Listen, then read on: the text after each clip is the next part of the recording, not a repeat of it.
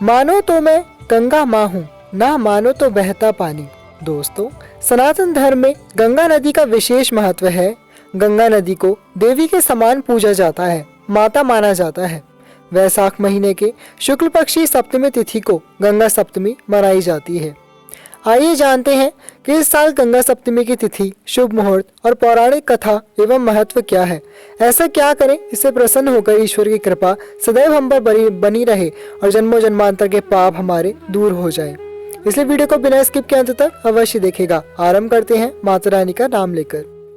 जय माता दी फ्रेंड्स, कैसे हैं आप सब दोस्तों? बताने के लिए कमेंट में जय माता दी अवश्य लिखेगा। और यदि माता रानी के इस दरबार में पहली बार आए हैं तो यहाँ से खाली हाथ मत जाइएगा। नीचे दिए गए सब्सक्राइब के बटन पर क्लिक करके आप भी हमारे इस खूबसूरत से परिवार का सदस्य बन जाइएगा।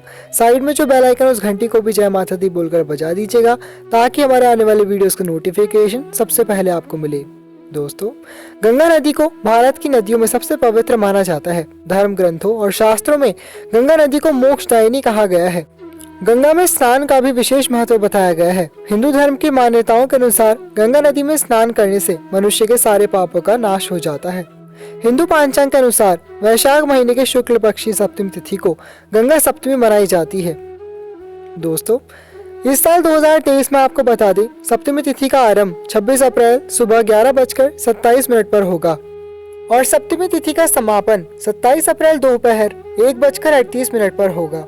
उदया तिथि के अनुसार गंगा सप्तमी का पर्व 27 अप्रैल को ही मनाया जाएगा। गंगा सप्तमी के दिन पूजा का शुभ मुहूर्त सुबह 5 बजे से शुरू होगा और 11:59 तक रहेगा और दोपहर को 12 बजे से लेकर 1:50 तक रहेगा। दो पूजा के शुभ मुहूर्त हैं। इस शुभ मुहूर्त में गंगा स्नान करने और मां गंगा की पूजा करने से व्यक्ति के सभी कष्ट दूर हो जाते हैं। मान्यता है कि गंगा में डुबकी लगाने से मनुष्य के पापों का नाश होता है और पुण्य की प्राप्ति होती है। दोस्तों, हिंदू धर्म में प्रचलित एक पौराणिक कथा के अनुसार माता का जब धरती पर अवतरण हुआ तब गंगा का प्रवाह इतना तेज था कि गंगा के पाताल में समा जाने या इस धरती पर असंतुलित होने का खतरा था, जिसके कारण भोलेनाथ ने मां गंगा को अपने जटाओं में समाहित कर लिया। कुछ समय बाद महादेव ने गंगा को अपनी जटाओं से मुक्त कर दिया ताकि गंगा भगीरथ के पूर्वजों को मोक्ष दे सके। गंगा भगीरथ के बताए मार्ग पर चढ़ने लगी। रास्ते में गंगा के प्रचंड वेग से जहनु ऋषि का आश्रम नष्ट हो गया। इससे ऋषि ने क्रोधित होकर पूरा गंगा जल पी लिया।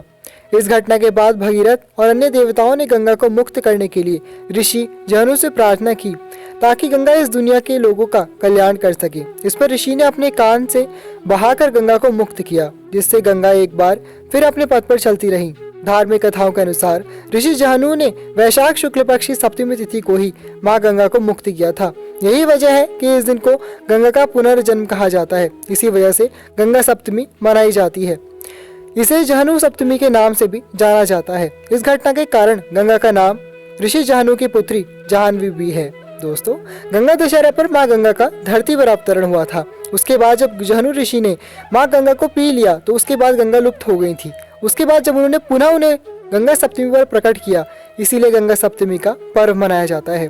आज के दिन ये कथा सुनने का भी महत्व आता है। इस कथा को सुनने से भी आपके जन्मों जन्मांतर के उपार्जित पापों का नाश होता है और पुण्यों की वृद्धि होती है।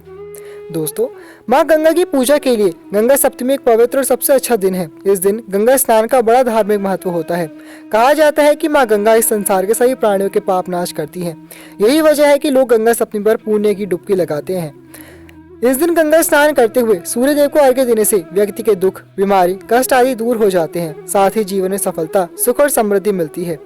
अनेक शास्त्रों पुराणों का ऐसा कथन है कि वैशाख मास के शुक्ल पक्ष में गंगा स्नान करने से अनेक पुण्य प्राप्त होता है।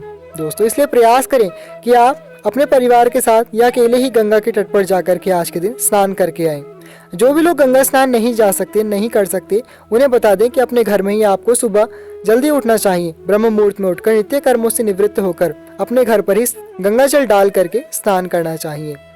अपने जल में गंगा सहित सातों नदियों का आवाहन कर लें। क्या मंत्र बोलेंगे? ओम गंगे च यमुने च गोदावरी सरस्वती नर्मदे सिंधु कावेरी जलेस्मिन् सन्निध्यं कुरु। दोबारा सुन लीजिए। गंगे च यमुने च गोदावरी सरस्वती नर्मदे सिंधु कावेरी जलेस्मिन् सन्निध्यं कुरु। दोस्तों इस प्रकार से गंगा सहित समस्त नदियों का आवाहन अपने जल में करके उस जल को पुण्य और पवित्र में बना करके उस जल से आपको स्नान करना चाहिए। उसके बाद आपको महादेव शिव की उपासना करनी चाहिए और लक्ष्मी नारायण की पूजा करनी चाहिए। दोस्तों जो भी गंगा तट पर जाएंगे उन्हें बता दें कि गंगा आरती में अवश्य सम्मिलित हों, गंगा माँ की आरती करें और उन्हें पुष्प जितनी भी सामग्री होती है गंगा पूजन की आपको वहीं पर तट पर मिल जाएगी, वो सभी अर्पित करनी चाहिए। दोस्तों ना सिर्फ गंगा स्नान अपितु गंगा माता का नाम भी अपने आप में बहुत ही पुण्य कारक और सभी पापों का नाश करने वाला है। इसलिए यदि आप कुछ भी नहीं कर सकते तो एकांत स्थान में अपने घर पर बैठ करके गंगा माँ के मंत्रों का जाप करें। ओम गंगा देव्यै नमः। इस मंत्र का आप रुद्राक्षी माला से जितना हो सके उतना जाप कर सकते हैं। माँ गंगा सभी प्रकार की मनोकामनाएं भी पूर्ण करती हैं। सिर्फ ऐसा ही नहीं है कि बस पवित्र करती हैं, अपितु गंगा अपने आप में आदि शक्ति का ही एक स्वरूप है। माँ गंगा से जो भी माना जाए, जो भी मन्नत मांगी जाती है, वो सभी माँ गंगा पूर्ण कर देती है। आपने सुना होगा रामायण में भी माता सीता ने जब वनवास आरंभ किया था तो गंगा माता से मनौती मांगी थी कि वो सही सलामत अपना वनवास काट के वापस आए, और इसी प्रकार से गंगा माँ ने माँ सीता की मनोकामना पूर्ण की थी। दोस्तों इसी प्रकार से आप माँ गंगा से जो भी मन्नत मांगते हैं, जो भी मनोकामना मांगते हैं, माँ गंगा उसे अवश्य रूप से पूर्ण कर देती हैं।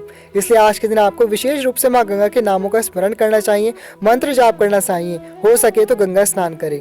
अब जब बात आती है स्नान की, तो दान की बात तो आती ही है। आज के दिन आपको दान अवश्य करना चाहिए। गर्मियों का मौसम है, जो भी गर्मियों से संबंधित वस्तुएं हैं, गर्मियों में पहनने वाले कपड़े हैं, जूते, चप्पल, छाता, पंखा, घड़ा, पानी, जो भी गर्मी से बचने की चीजें हैं वो सभी आपको आज के दिन दान करनी चाहिए। कुछ नहीं कर सकते तो अपने सामर्थ्य के अनुसार कुछ भी दान दक्षिणा कुछ भी दान के रूप में आपको अवश्य दान करनी चाहिए। अगर आप किसी तीर्थ स्थल पर गंगा के किनारे दान कर सकते हैं तो बहुत ही अच्छी बात है, वरना अपने घर पर ही जो भी मांगने वाले आते हैं उन्हें दान कर देना चाहिए। खिचड़ी दान का भी विशेष महत्व आता है जब भी बात गंगा स्नान की आती है, तो इसलिए आपको आज के दिन खिचड़ी का ही सेवन करना चाहिए और खिचड़ी का ही दान करना चाहिए। तो दोस्तों कर लीजिए इस प्रकार से ये उपाय और मना लीजिए माँ गंगा की गंगा सप्तमी। हम इसी प्रकार के वीडियोस अपने परिवार के लिए लाते रहते हैं। अगर आपको वीडियो अच्छा लगा है तो वीडियो को लाइक कीजिएगा, दूसरों से भी शेयर करके इस ज्ञान को बढ़ाइएगा। दोस्तों अगर आप माता रानी के इस दरबार में पहली बार आए हैं तो यहाँ से खाली हाथ मत जाइएगा, नीचे दिए गए सब्सक्राइब के बटन पर क्लिक कर दीजिएगा। ऐसा करना बिल्कुल निःशुल्क है। ऐसा करने से आप भी माँ के इस खूबसूरत से परिवार का सदस्य बन जाएंगे। साइड में जो बेल आइकन उस घंटी को भी जय माता दी बोलकर बजा दीजिएगा ताकि हमारे आने वाले वीडियोस का नोटिफिकेशन सबसे पहले आपको मिले। वीडियो संबंधित कोई भी प्रश्न होता है तो आप हमसे कमेंट सेक्शन में पूछ सकते हैं। इसके अतिरिक्त आप हमें इंस्टाग्राम पर भी फॉलो कर सकते हैं। दोस्तों बहुत से दर्शकों का ऐसा शिकायत होती है कि हमें आपके वीडियोस का नोटिफिकेशन नहीं मिल रहा, हमें सब्सक्राइब कर रखा है, तो चेक कीजिए कि आपने बेल आइकन दबा रखा है क्या। अगर वो घंटी आपने नहीं दबा रखी तो घंटी को दबाइएगा और हमारे साथ जुड़े रहिएगा। अब मिलेंगे अगली वीडियो में और भी अद्भुत जानकारियों के साथ। तब तक के लिए thank you all, love you all, जय माता दी।